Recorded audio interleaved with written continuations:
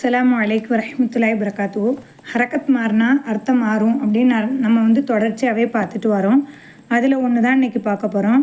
லுபுஸ்னா உடை அணிதல் என்ற அர்த்தத்தை தரும். லிபாஸ் ஆடைன்னு பார்த்துருக்கோம்ல, அதே மாதிரி தான் அது ஒரு மஸ்தர், லபிச உடை மஸ்தர். அதே மாதிரி வந்து இதுவும் என்ன தான் ஒரு மஸ்தர் தான், சரிங்களா?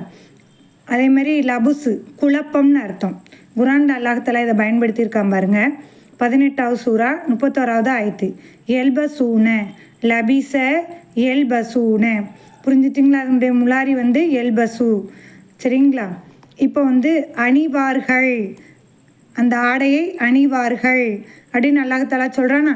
அதேமாதிரி அதுக்கடுத்து பாருங்கள், அல்லதீன ஆமனு வளம் எல்பிசு, இது எல்பசு, இது எல்பிசு ஈமானகும், அவருடைய ஈமானில் வந்து எந்த விதமான குழப்பமும் இருக்காது, சரிங்களா?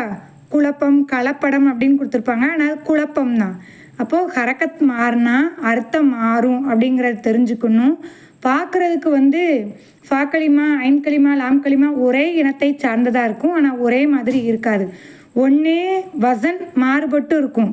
லபிச என்ன எல்பசூன் இருக்கும், இங்கே எல்பிசூன்னு சொல்லிட்டு என்ன செய்து இருக்குது. இது முதாரியில் வந்து என்ன செஞ்சுருக்கு, மாறுபட்டு இருக்குது. சில இது பார்க்குறதுக்கு என்ன செய்யும், ஒரே மாதிரி தான் இருக்கும்.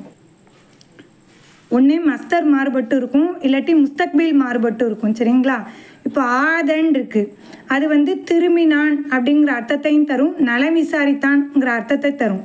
மஸ்தரை பார்க்கும்போது தான் ஓஹோ இது திரும்பினான்ங்கிற அர்த்தத்தை தரக்கூடியது, இது வந்து நலம் விசாரித்தான் அப்படிங்கிற அர்த்தத்தை தரக்கூடியது அப்படிங்கிறத நம்மளுக்கு தெரிய வரும், சரிங்களா? குரான் ஆதாரத்தை நீங்கள் பார்த்துக்கோங்க இன்ஷா அல்லாஹ். இன்னொன்று ஒரு கேள்வி உங்கள்கிட்ட வைக்கிறேன்.